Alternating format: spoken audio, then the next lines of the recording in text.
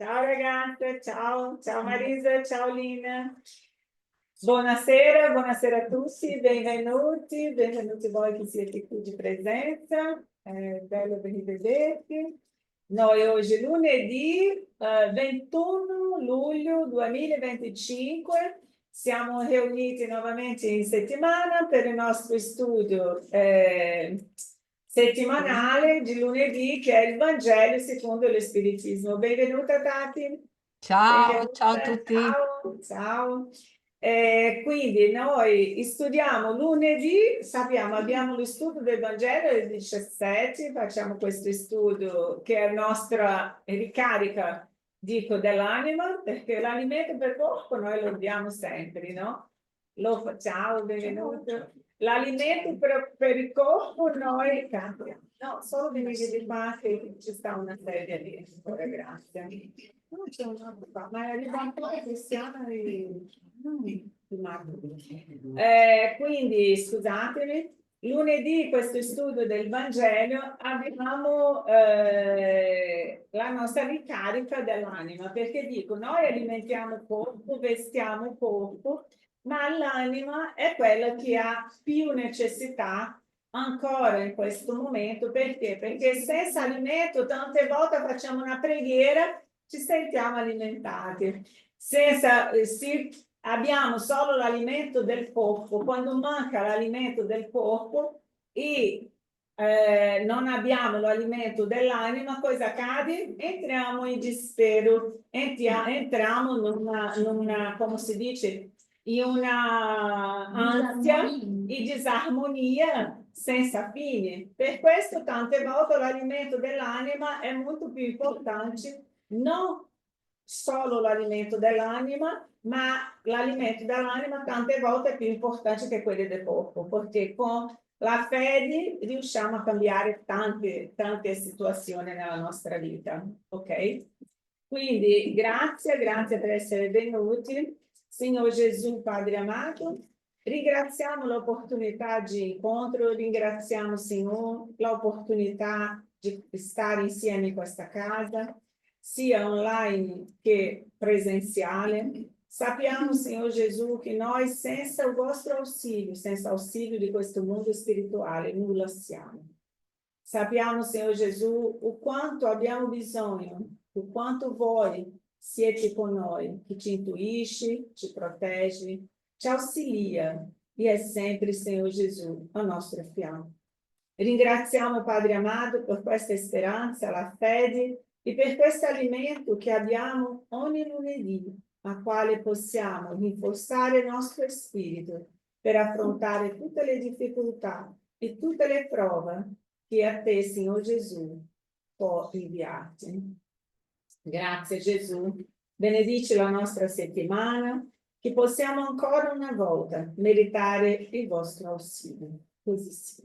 Così sia. Ok. Andiamo a pescare Kardecpedia, voi sappiate, non dimenticate che noi, Kardecpedia, questa collezione di Kardec online gratuita, possiamo trovare tutti i 5 libri Pentateuco di Kardec online gratuitamente in diversi idiomi. E quindi questo non è neanche un impedimento perché noi possiamo leggere come si dice, il Pentateuco di Kardec e tutti i suoi libri che sono meravigliosi. Sappiamo, abbiamo il libro Il Vangelo secondo lo Spiritismo, che è stato quello primo di tutte le domande che gli spiriti hanno fatto a Kardec. Abbiamo il Vangelo, sono le parabole di Gesù spiegate alla luce del spirito, non della dottrina spiritista, ma della visione degli spiriti che sono giustamente chi ha spiegato alla luce questo comandamento di Gesù.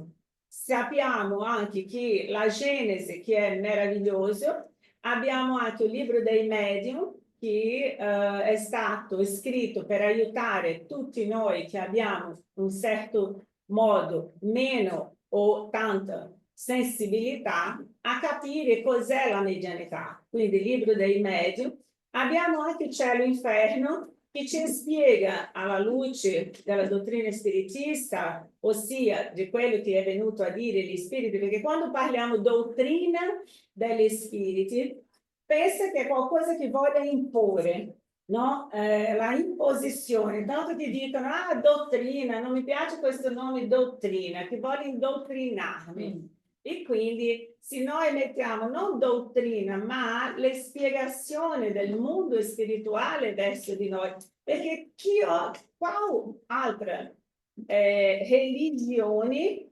viene a spiegarci cosa c'è nell'aldilà? Qual religione ci racconta?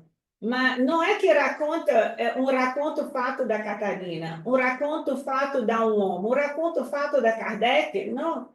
Un racconto dove sono gli spiriti che sono venuti a chiamarti alla luce di quello che esiste dopo la vita. Che la vita dopo la vita esiste, ma non siamo noi, non sono gli uomini che hanno scritto questi libri. Sono giustamente gli spiriti che sono venuti. Per questo diciamo a parole dottrina degli spiriti, ma in realtà è insegnamenti degli spiriti direttamente da loro. Per questo fa tutta la differenza. Fa una differenza enorme capire il Vangelo di Gesù alla luce, se no tutte le religioni parlano di Gesù, dei suoi insegnamenti, sì, ma quale spiega esattamente cosa significa ogni parola di quello che voleva dire Gesù? È per questo che questo studio è un studio molto importante, perché Gesù disse molto chiaro, conoscerete la verità e la verità vi tornerà liberi. E è giustamente quello che facciamo, la verità è mia, è tua, è nostra, no, è la verità di Gesù, è la verità di Gesù, perché la nostra è una verità relativa alla nostra moralità, è relativa a quello che noi conosciamo, ma la verità di Gesù è unica, tanto che parabola vuole dire che indipendente del periodo a quale è stata scritta, andrà ancora a risuonare in tutti gli altri pianeti e scuole che hanno le stesse evoluzioni della Terra, perché sarà sempre la stessa la parabola di Gesù. Parabolica, no? Prendiamo la parabolica, parabole. Quindi risuona come una unica verità. Io sono la via, la verità e la via della vita. Nessuno viene al Padre se non tramite me. Ossia, su quegli insegnamenti, su quello che ha detto lui, che abbiamo capito che è il manuale dell'essere umano. È un manuale di vita dell'essere umano. Se voglio vivere in questo pianeta devo capire le parabole di Gesù, se no non riesco. E gli insegnamenti che mi ha lasciato. Se no torna difficile, no? Di riuscire a andare avanti. Bene, dopo questa spiegazione, che trovo che sia sempre necessario fare, ogni tanto da ricordarci, entriamo proprio nel studio. Noi siamo nel capitolo 16 sempre. Non si può servire Dio e Mammona. Gente, questo mi serve tutti i giorni. Mi svelo mattino, Signore, cosa posso togliere oggi dal mio guardaroba? Cosa tolgo oggi dall'armadio? E vado, ogni mattina vado a fare questi, cercando di sollevare un po' l'anima, no? Di mettere l'anima un po' più... Ma non fare come ho fatto io, che oggi cercavo un vestito. Non so un po' uscire nuda. Ma ne ho di vestiti, ma vado a prenderlo, non c'è più. Ma non è neanche ovvio, ma non è neanche solo vestiti, dico, no? È in tutti i sensi che diciamo delle cose, no? Del nostro approccio con le cose che abbiamo, come hai messo Paolo ha messo oggi nel gruppo, molto bello. Ok amici, non si può servire Dio di Mammona, capitolo 16. Abbiamo visto salvezza dei ricchi, guardasse dall'avarizia, Gesù in casa di Zaccheo, dove siamo nella Dai che posso. 8. Disuguaglianza nella distribuzione delle ricchezze. L'ultimo pezzo da ci si duole. disuguaglianza nella distribuzione delle ricchezze. Ok, abbiamo letto primo, secondo paragrafo, stiamo al terzo paragrafo. Grazie Paolo. Ok.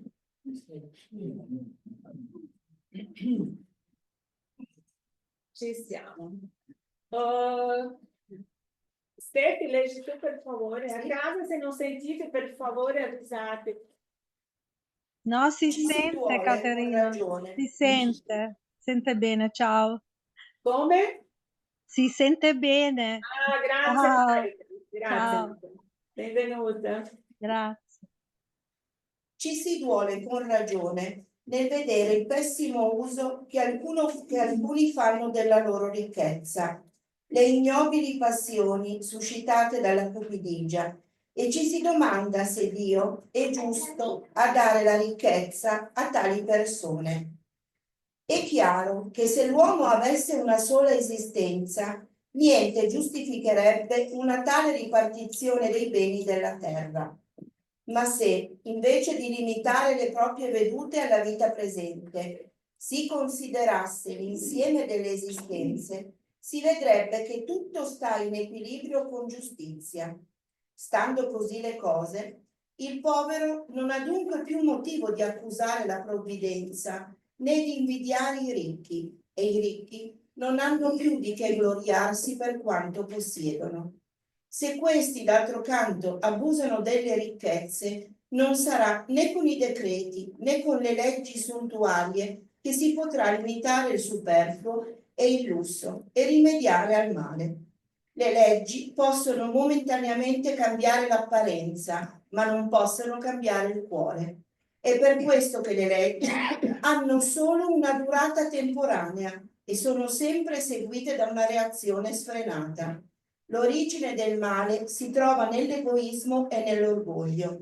Gli abusi di qualsiasi natura cesseranno da se stessi quando gli uomini si regoleranno in base alla legge della carità. Grazie Stefano. Prego. Abbiamo ben studiato la volta scorsa, no? Tutti questi insegnamenti che ci ha passato gli spiriti, nel senso di che sappiamo che non possiamo accusare nulla. La ricchezza non può essere un male, la ricchezza è un bene a tutti che dovrebbe servire a tutti, a chi riceve direttamente da Dio e a chi può indirettamente farne uso tramite quelle persone. Quindi non è che dobbiamo condannare la ricchezza, come dico, non possiamo semplicemente dire ah no, non è valido, non esiste. No, esiste, è per tutti. Dio dà la stessa opportunità a tutti, quelli di ricevere e quelli di donare. Quindi noi dobbiamo sapere sia ricevere, essere ricchi sia per ricevere, la umiltà di ricevere, che la umiltà di sapere che tutti i beni che ho sono solo in prestito. Io compro in prestito tutto ciò che io oggi è in prestito e che io un giorno dovrò rendere tutto nuovamente di ritorno alla vita. Perché noi diciamo, no, abbiamo letto oggi quello che ha letto Paolo nel gruppo oggi sui beni, l'utilizzo dei beni, no? Che da un momento all'altro io posso morire e se io non dono quello mentre sono in vita, dopo di che cosa mi serve? Di che cosa mi servirà? Solo per disturbarmi la mente, disturbarmi nell'aldilà. Perché? Perché sarò completamente disturbata a chi andrà le mie cose, a chi daranno le mie cose. Quindi io vorrei solo un esempio, non giudicati, e non è un giudizio, ma noi abbiamo sempre, ho sempre deparato qua, mi sono confrontata qua, con situazioni di persone che mi chiamano giustamente perché morre qualcuno della famiglia e diventa un santuario, i beni, le cose delle persone. Quando la spiritualità un giorno mi ha detto che Biella era un immenso cimitero dove i morti erano vivi, i vivi morti, io ho chiesto le spiegazioni, mi ha detto giusto questo, perché quando muore qualcuno della famiglia, quelli che sono vivi smettono di vivere, perché è morto qualcuno. Dimenticano che hanno altri figli, che hanno una vita da seguire, che hanno degli amici, che hanno dei parenti, che hanno una vita. E quindi smettono di vivere, sono morti vivi. I morti, quando muoiono, i vivi non li lasciano andare. Perché? Perché puntuano la roba a casa, non toccano in nulla, sto dicendo dei casi estremi, perché ho conosciuto casi così, che lasciano tutto com'era, un santuario di vita per una persona che è morta. Dove va quello spirito? A nessuna parte, rimarrà lì. Rimarrà lì, se non è gente, per favore, non prendete tutto al pie della lettera, come diciamo in Brasile, no? Sono casi, siamo di diverse persone, ma se quello è spirito non ha un'evoluzione di sapere che la vita continua, di andare oltre, di lasciare perdere, rimani in quel posto al quale ha vissuto, rimani dentro di casa, rimani attaccato ai beni. E tante volte altre persone dicono cosa fare con un esempio. Mio mio cognato mi ha mandato una foto che ha dato un po' della cenere di suo marito, che era il padrino di mio figlio, a mio figlio. Ho detto, ma cosa fa con questi? Vai a buttare in mare, vai a buttare dovunque questo nell'aria, deve tornare alla vita. Il nostro corpo, quando seppelliscono, cosa accade? Torna alla la terra mangia, è alimento, stiamo sempre lavorando. Il mio corpo non può essere inutile. Il mio corpo torna a servire di alimento per altre specie che stanno facendo il loro processo evolutivo. E cosa mi serve andare con un po' di una persona che non esiste, che non è lì, ma spiritualmente, se quella persona non è liberata da quello, avrà un pezzo con me, un pezzo con un altro, un pezzo con un altro, un pezzo di là. Gente, questo spirito può essere disturbato senza volere la nostra, perché conoscerete la verità e la verità vi renderà liberi? Perché dobbiamo conoscere la realtà dello spirito giustamente per evitare sofferenze a questi spiriti. Non sto dicendo che sono tutti uguali, ok? Mio figlio va all'università e porta padrino, ma no, sei matto tu, devi andare da un psicologo, da un psichiatra, perché non è possibile. Ma è amore, sì, ma è amore per una persona che è viva, no? Per una cenere che tu non lo sai neanche in realtà se è di lui, come è il caso che è accaduto qua a Biella, che hanno messo tutti insieme, e che è venuta da me una ragazza malissima perché aveva la cenere del suo papà e era in dubbio se lì era veramente suo papà o no. E quindi ha creato un problema grave nella psichico di questa ragazza. Ma questo per dire, come si dice, se avesse la comprensione della vita dopo la vita, che lo spirito se ne va, quello lì non avrebbe un significato così gigantesco, ok? È solo per evitare la sofferenza nostra. Già, Ale? Ma brevemente, nel discorso dei vivi morti vivi, questo testimonio perché da ragazzino, quando andavo a casa di mia nonna, solo a casa sua, io quando lì da solo non ci potevo stare, perché sentivo proprio le presenze che c'erano in quella casa, a parte i ricordi, a parte i mobili, ma c'erano proprio presenze che si muovevano. Quindi non è ancora adesso, mi ricordo una volta che sono svegliato lì, ero da solo, mi sono vestito in casa. Quindi è così. Io non abitavo a Torino allora, ero una vita arrivata. Quindi quando venivo da mia nonna era più. Sì, Oggi sì. spero sia calato un po'. Sì, O no, sì. non so. Quanto più conoscenze le persone avranno sulla vita dopo la vita, meno attaccamento avranno. Ma quello che dico, se io sono obbligata a restare in un posto dove c'è questa situazione, cosa devo fare? Devo avere paura? Devo litigare? No, devo mantenere la mia energia, continuare la persona che sono io, allegre, felice, tranquilla, serena. Perché? Perché io agendo così, la spiritualità riuscirà a entrare in quegli ambienti per portare via quegli spiriti che sono lì. Perché là sopra, gente, non sono dispreparate come noi.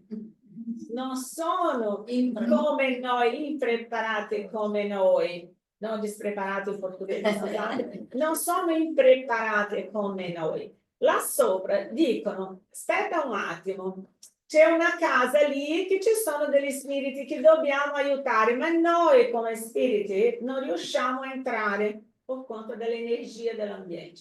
Cosa facciamo? C'è lì Catarina che ha bisogno di aiuto. Cosa facciamo? È una che studia il mondo spirituale, o è una che canta, anche se non studiasse, è una che canta, che mette la musica, che ha un'energia che possiamo utilizzare nel canale. Cosa facciamo? Mandiamo lei lì a quella casa. Per qualche motivo Catarina è obbligata ad andare a quella casa. Cosa faccio? Devo essere preoccupata? No, devo continuare a fare la mia parte, che la spiritualità utilizzerà quei canali che aprirò io per portare via quelli lì. È così che la spiritualità ci aiuta in quello che abbiamo chiesto nella nostra necessità e allo stesso tempo approfittano di questo perché noi possiamo anche aiutare gli altri, perché è tramite le creature che Dio aiuta le creature. No? Un attimo. No, quella già mi hai spiegato. Non aveva capito che cosa lasciava indietro quando hai spiegato della cenere. Non lo so. Sì. Quando crema poco, che un po', cioè, as cinzas, né, que a gente fala em português, a cenere em italiano. As cinzas vão por dentro de um potinho, te dão, e ali faz aquilo que você quer. Né? E às vezes distribuem essas.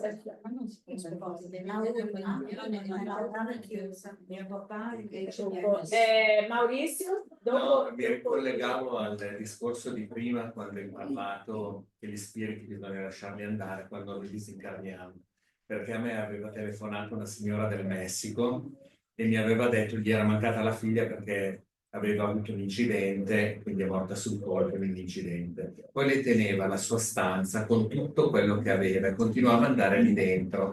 Solo che un giorno mi ha telefonato e mi ha detto: ho sognato mia figlia che mi diceva di smetterla e di vendere e di dare a chi aveva bisogno le sue cose e di liberare quella stanza, di fare qualcosa di gioioso dentro. E allora lei ha detto: cosa faccio? Ho detto: fai quello che ti ha detto nel sogno. In effetti lei, da quando ha pulito, ha messo a posto, si sono anche sistemate alcune cose intorno a lei e lei ha avuto più pace, cioè ha sentito di più la presenza della figlia e con meno dolore al cuore, quindi è riuscita a lasciarla andare, se no lei rimaneva aggrappata lì e diceva: io devo salire mamma, non posso stare ferma, e quindi volevo solo dire questo, visto che... Grazie Mauri, grazie. Solo per spiegare, non sono tutti i casi così, perché io già ho avuto una psicografia di una mia amica che ha perso il figlio, che la camera di lui lei ha lasciato com'era. E lì lui non era lì, era già studiando, già faceva altro, ma per occasione della psicografia ha chiesto giustamente alla madre che non tenesse la sua camera, perché lui di quelle cose lì, quello che lui voleva, già aveva preso e usava nel mondo spirituale con molto piacere e ha descritto anche a lei. Anche un cappellino che lei ha portato il giorno che ho portato lei al centro spirita, il giorno della psicografia, un cappellino che lui non è arrivato neanche a usare. E lui ha detto a lei: sono con un cappellino che mi hai dato, ringrazio, ma le mie cose vorrei che donassi. E lì è diverso, lui non era preso lì nella sua camera, ma per conto della propria madre che soffriva, pensando di lasciare lì, non è che dobbiamo sbarattare tutto da noi, cioè, muori oggi, domani prendi tutto e lo butti via, anche lì dobbiamo stare attenti.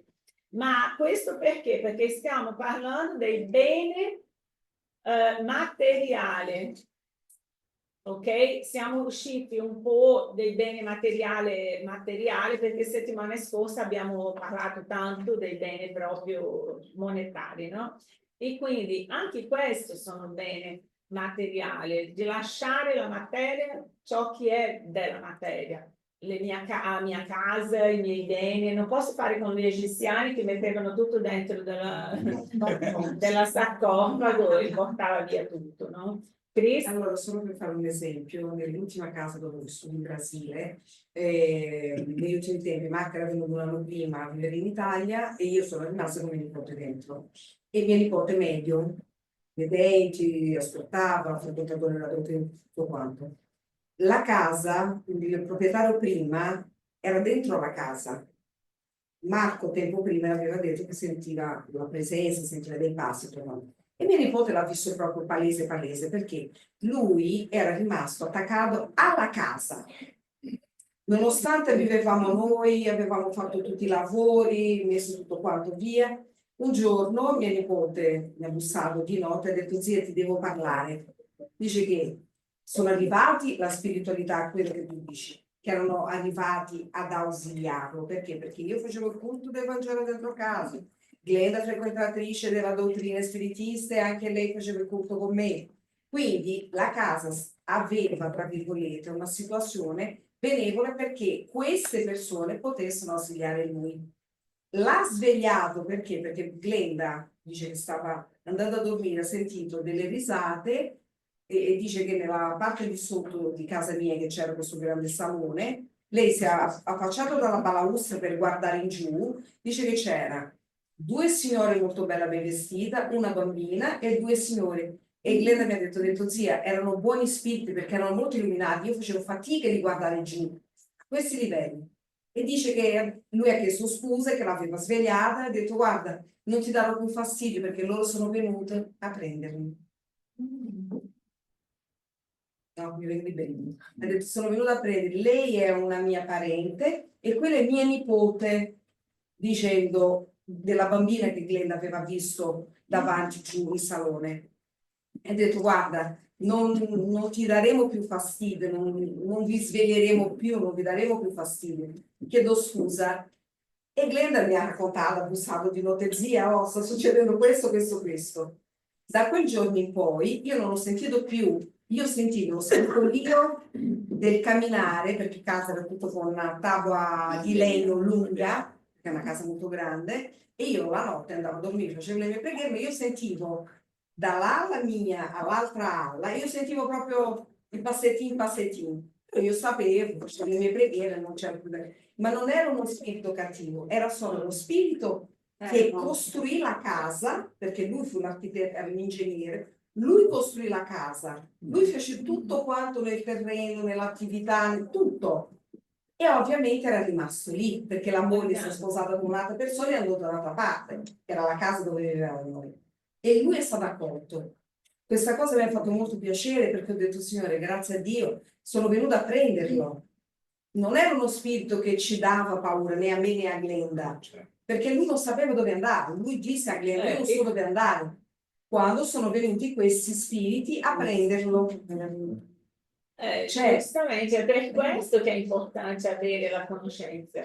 Casi come questi esistono tantissimi, so che le persone, non avendo la conoscenza della vita dopo la vita come abbiamo noi, che per fortuna almeno abbiamo già questa cultura da piccoli, anche quelli che non accettano, ma comunque esiste, noi abbiamo già un altro approccio con relazione a questo.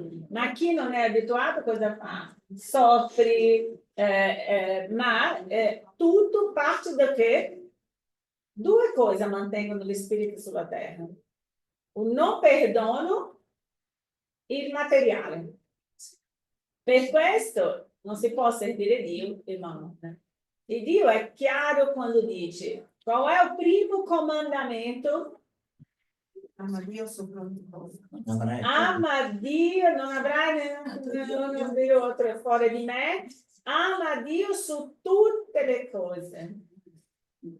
È il primo comandamento, perché se io amo più i miei beni, la mia casa, mio padre, mia madre, mio figlio, mia figlia, se io amo qualsiasi altra cosa prima di Dio, io non riuscirò a sopravvivere a nessuna delle situazioni di difficoltà che la vita metterà davanti a me.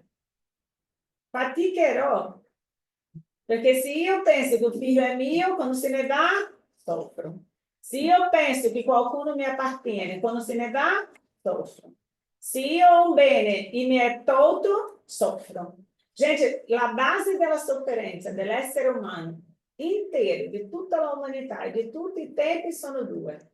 Non perdono e l'attaccamento ai beni materiali. Per questo, qual è il nostro compito qui? Svegliarsi ogni giorno. Chi è che devo perdonare? Cos'è che devo lasciare andare? Qual è il mio rapporto con quello che ho? Sono pronta per lasciare tutto dietro?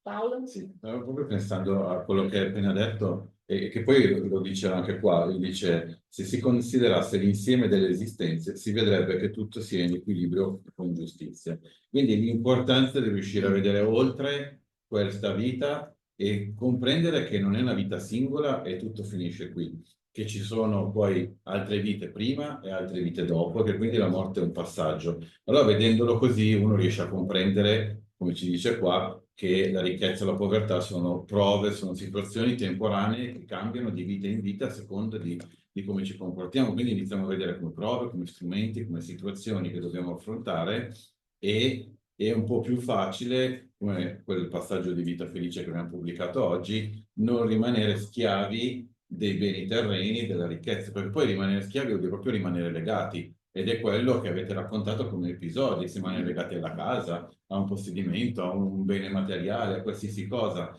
Però è veramente fondamentale insistere su questo aspetto, sempre sui messaggi di Vita Felice che pubblichiamo. Bene o male, ultimamente stanno andando tutti con 300-400 visualizzazioni, tranne settimana scorsa uno che ne ha avute molto di meno, che era il pensiero, mi pare 61-62, che invitava a riflettere sulla morte. Quello non ne ha voluto vedere nessuno. Però in realtà è a riflettere sulla morte, però è importante capire cos'è la morte come passaggio, non la morte come momento singolo e vedere lì la fine, perché sennò è davvero brutta e comunque può essere un momento, diciamo, doloroso, difficile, comunque di passaggio, di separazione temporanea e quindi andare a comprendere cosa c'è dopo, secondo me è veramente un aspetto importante da insegnare che nella dottrina spiritista viene messo al centro, che è quello fondamentale della reincarnazione, del comprendere la pluralità delle esistenze, proprio il motto di Kardec che è scritto sulla sua tomba, tra l'altro, che è morire, nascere, morire, rinascere, e questo è il cammino, questa è la legge. È fondamentale comprenderlo, perché quello ci permette di mettere tutto, compresa la ricchezza materiale, tutto, su un piano diverso e riuscire ad avere un certo distacco. Bravo Paolo, benissimo. Vedete, gente, un semplice esempio.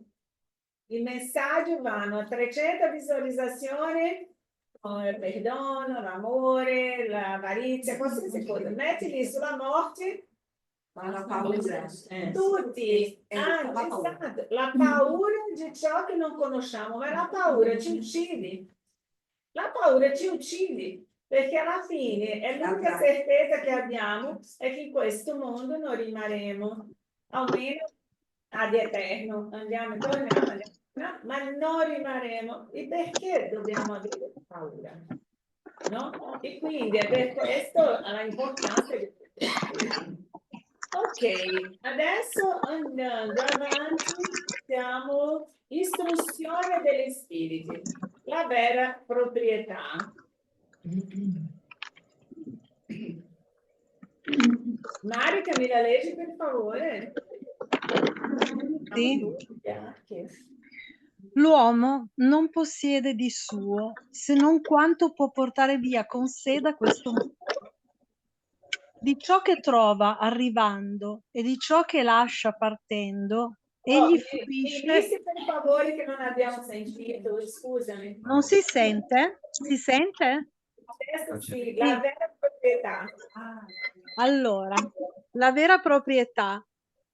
L'uomo non possiede di suo se non quanto può portare via con sé da questo mondo. Forse c'è Daniela che ha il microfono che fa rumore. Daniela? Ok, continua Marica, grazie. Vado. Sì, grazie. Di ciò che trova arrivando e di ciò che lascia partendo, egli fruisce durante la sua permanenza sulla terra. Ma poiché è forzato a lasciare tutto, egli ne ha solo l'usufrutto e non il possesso reale. Che cosa possiede dunque? Niente di ciò che è destinato all'uso del corpo, ma tutto ciò che è a uso dell'anima. L'intelligenza, le conoscenze, le qualità morali. Ecco ciò che porta e riporta via con sé, ciò che nessuno ha la facoltà di togliergli, ciò che gli servirà nell'aldilà più ancora che qui. Da lui dipende essere più ricco alla partenza che all'arrivo, perché da ciò che avrà acquisito in bene dipende la sua posizione futura. Quando qualcuno va in un paese lontano, mette in valigia le cose necessarie per quel soggiorno, ma non si carica assolutamente di ciò che è inutile. Fate dunque lo stesso riguardo alla vita futura e fate provvista di tutto ciò che potrà servirvi là. Che bello. Bellissimo. E saggezza, proprio saggezza con la S maiuscola. Vado avanti? Sì, grazie. A un viaggiatore che arrivi in una locanda si dà una buona sistemazione se può pagare bene. A uno che ha poco da spendere si dà una sistemazione meno confortevole. Quanto a chi non ha niente, dormirà sulla paglia. Così è dell'uomo che arriva nel mondo degli spiriti. Il posto che gli verrà assegnato dipenderà dai suoi averi, ma non è con loro che potrà pagarlo. Non gli verrà certo domandato quanto avevi sulla terra, quale posizione occupavi, eri un principe o un operaio, ma gli si domanderà che cosa hai riportato. Non si calcolerà assolutamente il valore dei suoi beni né dei suoi titoli, ma la somma delle sue virtù. Ora, in base a questo computo, l'operaio può essere più ricco del principe. Invano quest'ultimo addurrà che prima della sua dipartita ha pagato la sua entrata nell'aldilà con l'oro. Gli si risponderà: qui i posti non si comprano, si guadagnano con il bene che si è fatto. Con la moneta della terra hai potuto comprare campi, case, palazzi. Qui tutto si paga con la moneta del cuore. Sei ricco di queste qualità? Sii il benvenuto e vai ai primi posti dove tutta la felicità ti attende. Sei povero di queste qualità? Vai all'ultimo posto dove sarai trattato in ragione dei tuoi averi. Pascal, Ginevra 1860. Wow, che chiarezza! Più chiaro di Molto questo non c'è, è scritto in 1860. Ma questo chi ha scritto? Kardec? Quelli chi era di là è riuscito a capire come veramente funziona. Solo uno spirito chi è nell'aldilà, poi spiegate cosa c'è nell'aldilà. O no? E per più che vogliamo noi cercare di capire, se loro non ci spiegano, non arriveremo. E quindi c'è un libro, uno di questi libri di Chico, già vi ho raccontato questo, di un architetto famoso dal Brasile che è disincarnato, arriva sopra tutto pimpante, felice, contento e è stato guidato a nostro lato da un spirito che lui ha chiesto dove abiterò, dove andrò a abitare. E lì iniziano a camminare, passa dei diversi quartieri, perché nel mondo spirituale è lo stesso del mondo di qua, e quindi lì vediamo, lui ha detto, ma è lontano così dalla città, no? Perché c'era la città principale e si passava per diversi quartieri. Lì, quanto più si allontanava, più tornava più oscuro, meno bella l'area a quale andavano. Non andavano a Lombrano, ma andavano in una zona diversa di quella che era cui lui pensava. Arrivando a un quartiere molto semplice, che non c'era neanche, possiamo paragonare alle nostre, non le favela, ma periferia molto, che non c'era neanche pavimento, le rue non c'erano strade, e le case molto semplici. E lì lui ha detto, ma penso che avete fatto un sbaglio, deve avere qualche sbaglio, guardate nuovamente nel storico posto, perché questa non è una casa mia. Lo spirito lo ha guardato e ha detto, no signore, non c'è nessun sbaglio in questo mondo spirituale, qui è tutto giusto. Ah, ma io sono un architetto famoso, nella terra ho costruito le case più belle che potete immaginare. Sì, lei ha detto bene, sulla terra, ma cosa hai costruito di bene dell'anima per ricevere una casa in cielo bella? E lui, ma con molto amore, con molta serenità, spiega questo spirito, lo ha fatto questa domanda. Lei ha costruito casa di cemento, ma non casa del cuore. Questa è la sua casa. E lì questo è rimasto scioccato e non ha voluto, era sconvolto con quello che ha ricevuto. Questo per dire esattamente quello che c'è in questo paragrafo, c'è un esempio nel libro di Chico psicografato da Chico Xavier. E quindi per dire è la realtà.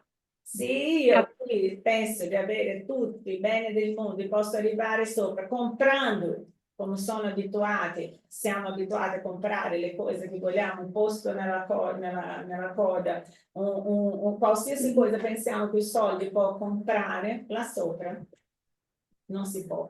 Sì? Caterina, Sì. volevo fare una piccola così aggiunta a questo ragionamento, pensando alla filosofia dello yoga che praticamente va dritto a risolvere il problema, cioè praticamente la persona deve essere cremata,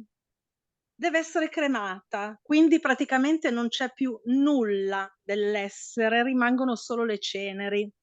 Le persone che sanno questo già prima sono consapevoli che non potranno portare con sé nulla di quello che hanno.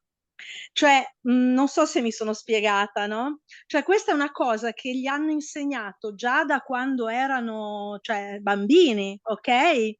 Che questa è il modo di dipartire. Quindi, cioè, mi sembra molto in tema con quello che stiamo leggendo, no?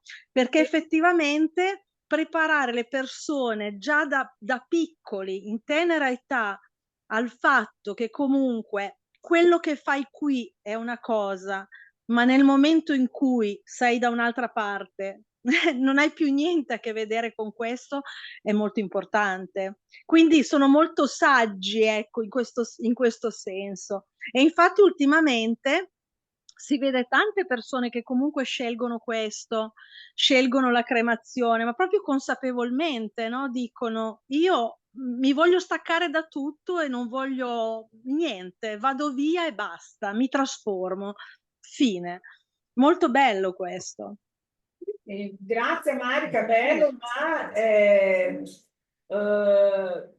una consapevolezza che non siamo ancora in grado di arrivare. Per esempio, gli esempi che ho dato sono di persone che sono state cremate, ma che sono state ferma qua, o perché non hanno lasciato scritto che volevano essere buttate in aria da qualche posto, e quelli che la hanno si sentono responsabili, sentono il diritto di avere quello lì con sé. C'è una signora che ho visto in un film della sua vita, che lei ha preso le ceneri del marito, ha messo in una scatola di cioccolato e viaggiava tutto il mondo con il marito in una scatola di cioccolato. E le persone che vedevano dicevano, ah, di cioccolato, apriva le scatole per vedere, lei ha, no, di marito. È arrivata nell'albergo, ha detto lei è da sola, no, sono con mio marito, ma tuo marito cercava, ha detto no, mio marito è qui, nella borsa, come se fosse una borsetta con una scatola di cioccolati, mio marito. Lui ha detto, oddio, aspetta che sia solo suo marito, ma devo fare pagare per perché sono anche il marito, no? Questo per dire, è una forma barzelletta di parlare di un argomento grave, un argomento che è importante, grave non, ma importante. È un ambiente è importante, ma tutto dipende dal sentimento. A lei faceva piacere andare con lui dappertutto, quindi ha detto non abbiamo mai viaggiato in quanto lui era in vita, perché era sempre impegnato. Adesso che viaggio io lo porto lui dappertutto. Ma chi la sa che lui piace questo? Se non viaggiava mentre era in vita, adesso si sente ancora stanco perché si vede quando si guarda, ogni sera si sveglia da un posto diverso. No, no. Arrivava quando eravamo in vita non voleva mai viaggiare, adesso lo porto con me dove Povero spirito. adesso lui è stanco, no? La consapevolezza deve esistere e dobbiamo lasciare chiaro e scritto cosa vogliamo che sia fatta. Solo un momento che c'è Guido. Ciao Guido. Ciao a tutti. Ciao. Dunque, ciao, ciao. Dunque io volevo tornare alla frase, diciamo, più importante che abbiamo letto, no? Per cui niente di ciò che è destinato all'uso del corpo, ma tutto ciò che è destinato all'uso dell'anima. Due punti: intelligenza, conoscenza e qualità morali. Ecco, io volevo chiederti o chiedervi quali sono i collegamenti tra intelligenza, conoscenza, e fin lì arrivo anch'io, no? E le qualità morali, cioè, voglio dire, io nella mia vita devo utilizzare la mia intelligenza per aumentare la mia sapienza, la mia conoscenza. Però mi sembra di aver capito che devo anche fare del bene, devo essere anche compassionevole e misericordioso. Ecco, mi sembrano due questioni diverse. Cioè, la conoscenza e la sapienza hanno hanno una loro logica e non le vedo collegate alla compassione e alla moralità. Ecco, cioè, questo mi sfugge quella cosa qua. Grazie Guido, è Voglio stato dire, uno può essere uno scienziato puro, no? E fare sempre solo scienza senza fare del bene, senza aiutare i poveri. Ha un senso questo? senso non ha, perché cosa accade? Non lo so se è questo, ma per esempio, noi sappiamo che la intelligenza, la conoscenza e la moralità devono andare insieme. Se uno scienziato è molto intelligente ma non ha la moralità, mi dispiace, la tua intelligenza non servirà più di tanto nel mondo spirituale, perché o mondo spirituale utilizzerà novamente la tua intelligenza, facendo con che tu torni sulla terra quante volte siano necessarie, perché un giorno riesca a imparare la moralità. Il giorno che la tua intelligenza e la moralità saranno insieme, sarai un uomo completo. Senza questo non saremo mai in grado di completezza. Un uomo molto intelligente che fa dei progetti aerospaziali, che fa delle cose, che fa la crescita tecnologica dell'umanità e è uno completamente amorale. Sta a servizio del bene? No. Non sarà mai a servizio del bene, ma a servizio del dominio delle menti che non sono, lui non trova che sia intelligente come la sua. Principalmente perché tutte le intelligenze che fanno delle cose molto avanzate, perché sono riuscite ad avere delle informazioni e non mettono a profitto dell'umanità, non riusciranno mai a avanzare spiritualmente. Ci sono pianeti dove la tecnologia e la moralità non esiste, esiste intelligenza, sì. Ci sono di loro anche reincarnati fra di noi. Ma se noi capiamo che la intelligenza a un certo punto è meglio essere ignoranti, ecco, è meglio essere cieco che avere gli occhi, usare mal usato, fare mau uso della vista, è meglio essere cieco. Quindi un giorno chiederà di non venire con l'intelligenza.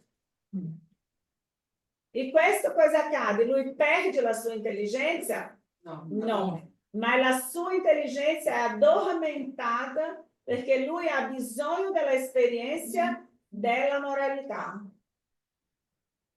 Ok? Nulla nel mondo, e quindi perché permettono? Perché la spiritualità permette che spiriti molto intelligenti che vengono di un altro sistema incarnino sulla terra senza moralità, per cercare che loro, in mezzo alle differenze, riesca per una volta ad avere la comprensione che la moralità è necessaria.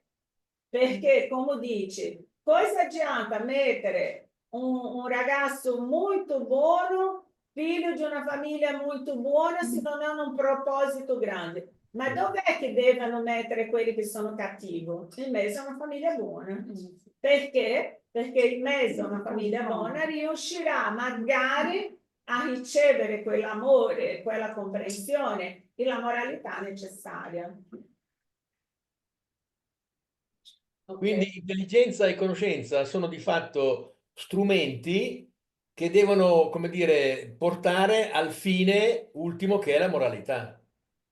Tutti devono essere insieme. La moralità è lo spirituale. È il fine, è il Esatto. fine. La moralità devono andare pari pari, ma se non esiste pari pari, almeno si inizia dall'intelligenza, va bene, altri iniziano già dallo spirituale. È per questo che vediamo questa differenza nell'umanità di spiriti che sono molto intelligenti, che sono uomini di intelligenza e che nascono come un contadino. In mezzo, sperduto dal Brasile, al sud del Brasile, è nato un Lorenz. Lorenz è questo uomo di un'intelligenza gigantesca, parlava 100 idiomi, c'è un altro che è 200 idiomi, anche idiomi che noi non sapevamo neanche che esistessero. E quindi questo uomo di un'intelligenza gigantesca è nato nel sud del Brasile, un pueblo piccolissimo, sperduto da tutto, un villaggetto, dove lui ha costruito delle scuole, ha preso tutti i bambini della regione, ha fatto studiare, li ha insegnato gratuitamente. Ossia, era un uomo di un'intelligenza, ma magari già aveva una moralità molto elevata e hanno messo lui lì perché gli altri vedessero la sua intelligenza e la sua moralità. È un esempio. Capisci? Quindi queste cose, quando vediamo uno che è molto intelligente senza moralità, è meglio essere è meglio essere ignoranti. Mi viene in mente Einstein, che era sicuramente dotato di grande intelligenza e di sapienza, ma poca moralità, anzi era un disastro in moralità Einstein. Quindi non ha avuto una grande accoglienza al di là, si presume. Non è che non ha avuto una grande accoglienza di là, perché dipende di cosa ha fatto con l'intelligenza e l'utilizzo di quello che ha messo a frutto.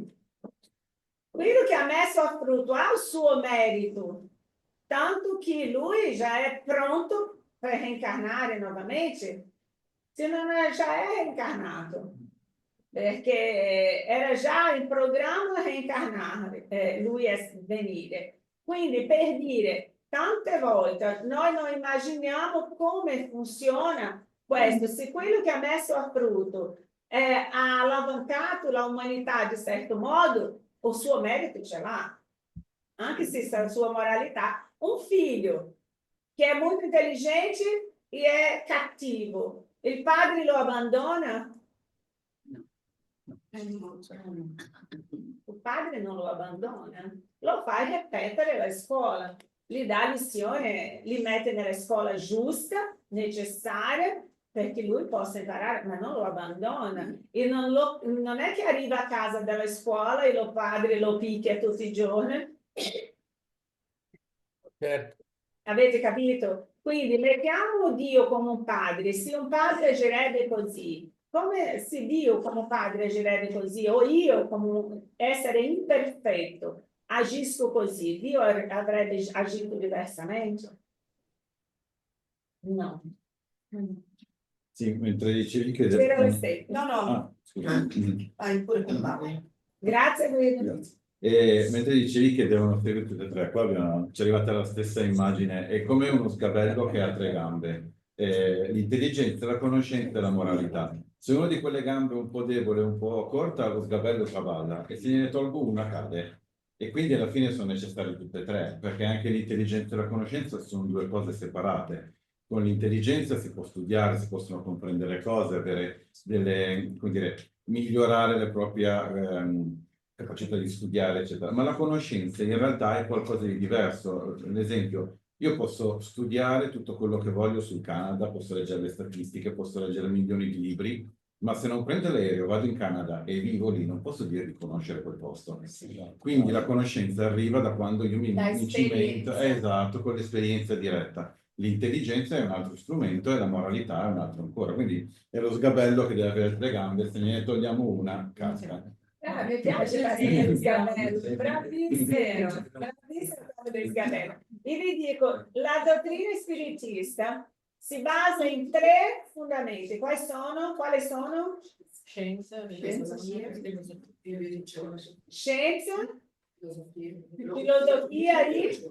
religione. Ma non la religione come conosciamo noi. Quindi, religione.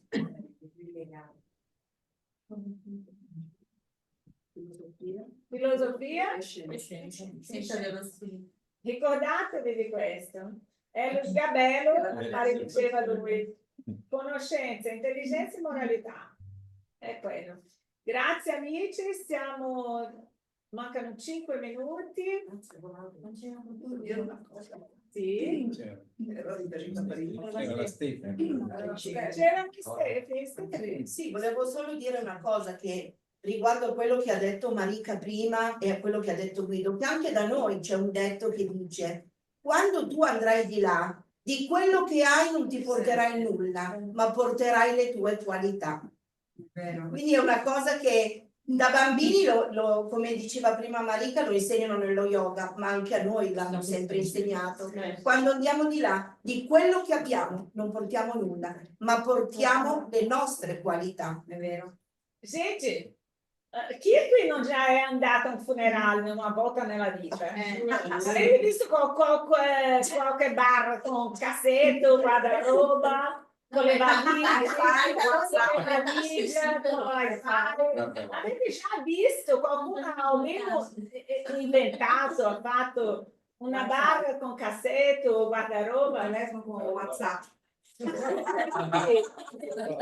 Questo per dire, esempio abbiamo, è perché vogliamo semplicemente fare così, preferiamo non vedere, ma la realtà è tutti i giorni alla nostra porta. Sì, volevo dire, condividere un'esperienza sulle ceneri. Quando abbiamo portato le ceneri di Giorgio,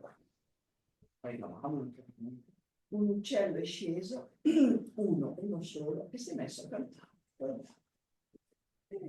La natura è lo Spirito Santo. È stata una gioia. È la libertà. No? Passaggio.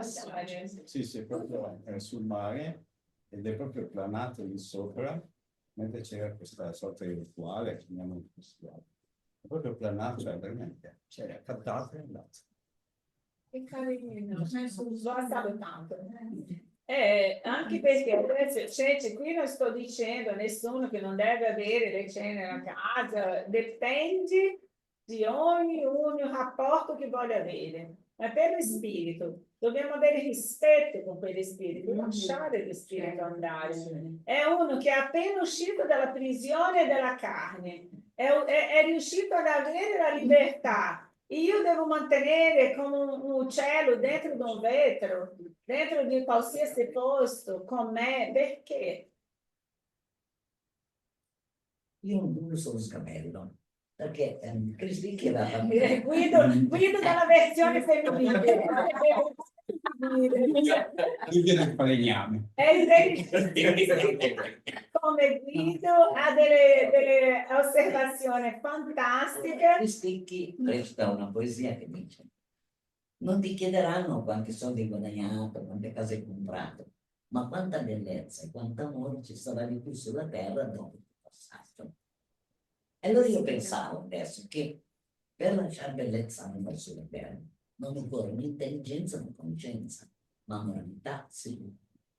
Quindi non sono necessarie tutte e tre, però volevo... Lì, bravissima, bravissima, ma ti dico, per lasciare su questa terra la bellezza, cos'è la bellezza e l'amore?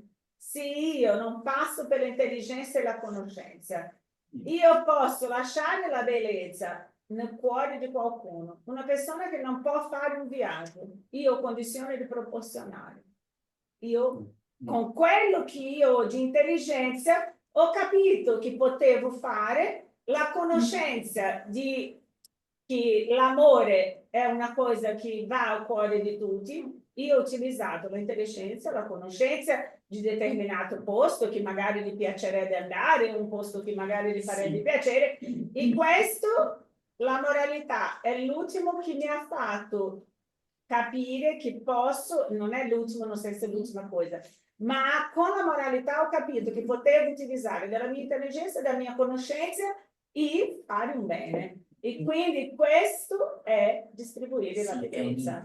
Però adesso no, non è il più. Mi sono venuti in mente gli apostoli, che non erano né intelligenti né conoscenti, erano un po'. Ma chi ha detto che non erano intelligenti? L'intelligenza ce l'abbiamo, però non erano erano intelligentissimi. Erano intelligentissimi. Dentro di quello che Gesù ha fatto vedere, scegliendo i suoi discepoli fra i pescatori, era per parlare della umiltà e della ignoranza in quel momento che si trovavano, ma l'intelligenza avevano dentro, tanto che hanno messo a moto quella intelligenza, hanno messo a fruire la intelligenza che avevano, perché il fatto di non sapere leggere o scrivere non vuole dire intelligenza. Erano ignoranti, ma ignoranti nel senso della parola, perché non conoscevano, no perché ma hanno fatto, hanno lasciato per noi ancora oggi una ricchezza che nessuno di noi siamo in grado di fare. Esatto. No, avevano la conoscenza che ha dato Gesù. Non confondiamo le cose. Loro hanno acquisito sì la conoscenza tramite Gesù. È quello che stiamo facendo noi qui. Io, Catarina, ero ignorante in materia di Gesù, ma mi è stato mostrato Gesù, mi è stato fare conoscere Gesù e ancora oggi studio e ogni giorno la spiritualità viene qua mentre studiamo e dice: guarda, metti una cosa in più che dico, non avevo pensato in questo modo. Questo vuole dire non è moralità, è conoscenza. E è intelligenza, perché se io sono intelligente, io dico intelligente, capiamo, sono intelligente per il fatto che dico, invece di essere a casa a dormire tutto il pomeriggio, perché ho una condizione che magari mi permette di stare il pomeriggio senza fare nulla o in piscina, io preferisco stare qui. Per la mia intelligenza, questo è molto meglio che fare quell'altro. Non che quell'altro non sia bello da fare, ma a me, questo per me mi arricchisce. Devi chiamarmi Guida. Guida. Guarda, Guida. Avevo di chiamare Guida. Ma ti dico più bello di questo, che tu Guido, è il più bello che posso, io non aprirei mai mano di Guido nel nostro gruppo e quando manca lo vado a cercare. Perché? Perché questo per dire, le domande che fate, le osservazioni che fate, non è solo vostra. Noi abbiamo un compito con la responsabilità di tanti spiriti che vengono a studiare con noi. Immaginate, io già ho visto la quantità di spiriti che va lì da Guido. Il giorno che ho visto ho detto, Oddio, la responsabilità di guida è gigantesca con quello che parla, con la maniera che parla. Ma immagina E non anche avere due tu. persone così. Esatto. Potrei risolvere da me il dubbio, perché mi faccio il mio ragionamento, invece sono spinta a dirlo. Perfetto, perché sei spinta a dirlo come lui? Giusta come tutti noi, dico loro due perché lo prendo sul cuore, prendo sul cuore. Ma dico, questo tu devi prendere per cuore voi due, come tutti voi. Ma dico, le domande sono importanti, tanto che domani la nostra serata sarà domande e risposte. Pinga fuoco all'italiana. Domande e risposte a tutti i vostri dubbi, mettete, chiedete, perché faremo possibile, se non sappiamo andiamo a chiedere all'universitaria, agli spiriti, ma comunque noi cercheremo di rispondere. Grazie, grazie mille, già abbiamo finito, abbiamo passato l'orario. Ringrazio a tutti voi per questi belli studi, se non fosse per voi io qui non sarei veramente, quindi voi siete la mia salvezza, lo dico sul serio, voi siete la mia salvezza, quando arriverà sopra mi auguro di dire guarda che io sono stata fiera perché ho dovuto studiare perché avevo altri che venivano a studiare con me. Quindi grazie a tutti voi, voi online, voi presenziali, grazie mille. Grazie. Padre amato, ringraziamo questa bellissima opportunità. Ringraziamo, Signore, per tutta l'allegria di ricordare dei tuoi insegnamenti, di ricordare principalmente dei tuoi discepoli. Questi uomini pescatori di anima, come siamo noi oggi, nella ignoranza ancora spirituale, cercando di capire con sede, con fame, necessità di conoscerti, Gesù, di averti più vicino. E tramite questi studi, questo insegnamento, ci sentiamo, e particolarmente io mi sento, Gesù, camminando con te. Nella ignoranza di Pietro, che non sapeva parlare, che rispondeva male a tutti, che litigava con tutti tante volte, ma ognuno nella sua particolarità è dentro di noi. Noi siamo questi discepoli e dobbiamo capire che allo stesso modo che loro sono riusciti a fare la loro parte, anche noi riusciremo a fare, se ci fidiamo, Signore, di te. Grazie mille a tutti voi, grazie alla spiritualità che ci auxilia oggi e sempre. Così sia.